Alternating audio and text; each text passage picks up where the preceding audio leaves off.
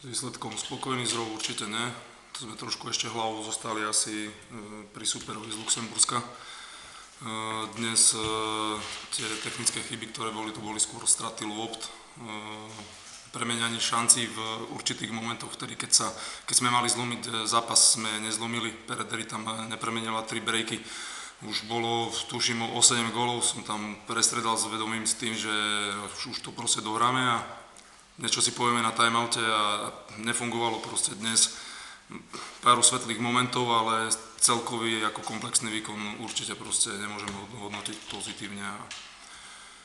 Na ďalší týždeň nás čaká Most a to určite nebude stačiť na Most. Ne, že by som teraz chcel povedať, že Poruba je o niečo slabšia. Si myslím, že sú na rovnakej úrovni, ale dnes sme si uhrali taký zápas, aký sme si my ho uhrali. Keby sme premenili tie šance, neporobili technické chyby v daných momentoch, kedy sme boli na 5, na 6, na 7 golov a, jak sa hovorí, by sme naložili, tak by bolo po zápase veľa skôr. Tak sme si ten zápas sami dodrbali.